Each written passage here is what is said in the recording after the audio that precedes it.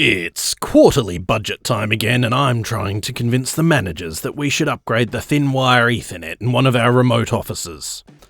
An hour into the meeting and the conversation goes something like, "So basically you're saying that 10 million of these bit things every second isn't fast enough?" Me: "No, not really." He's right, you know. I've been to that office. The network speed is abysmal. "It just doesn't seem possible. Hell, I can't even manage 10 bits of stuff a second." That doesn't surprise me. Pardon? I said the numbers really surprise me. Too, I mean. Oh.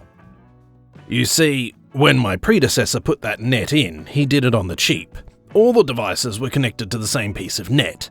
It's like everyone using the same road to get to work. But we paid a premium for that network. 4 years ago, cabling was more expensive then. And the original spec was for individual segments. So?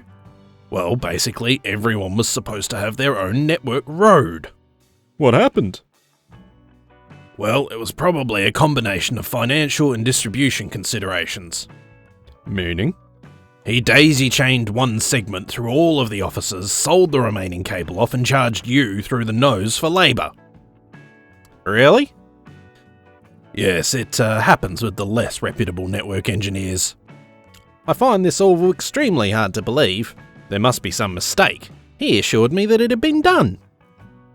Ah, no, he probably assured you that you had been done. No, I'm sure he wouldn't have taken advantage.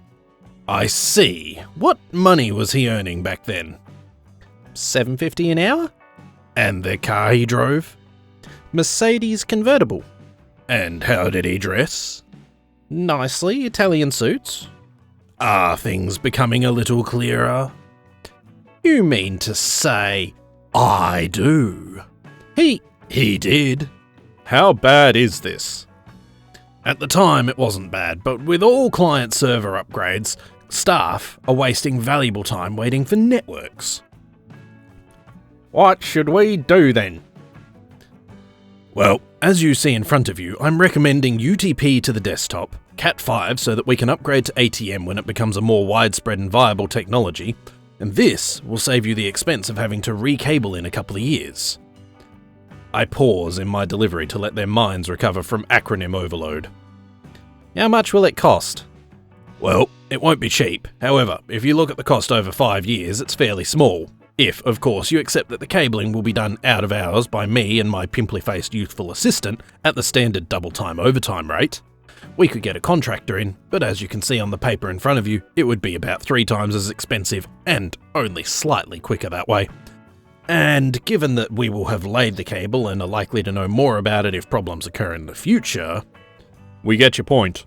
Well, it seems that you covered all aspects of the problem. I, for one, agree. Everyone else concur? 2 weeks later, the PFI wanders out to the site and starts the job. So we change the existing UTP patch cables to a new colour, drop some Cat5 offcuts on the floor and kick a hole in the plasterboard every few offices or so? He asks. Yep, for a week or 2. Won't someone find out?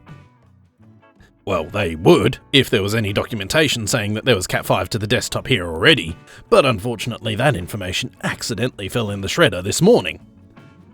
So we really are just changing the patch cables to a new colour? Yup. How's that going to improve performance? It's not, but switching off the traffic generator in the second floor comms cupboard, which has been increasing traffic by 1% a week since the beginning of the year, will. So we're just screwing them for lots of labour.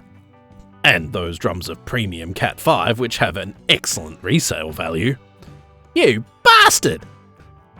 Hey, I was this close to charging them for new network cards too, but I relented.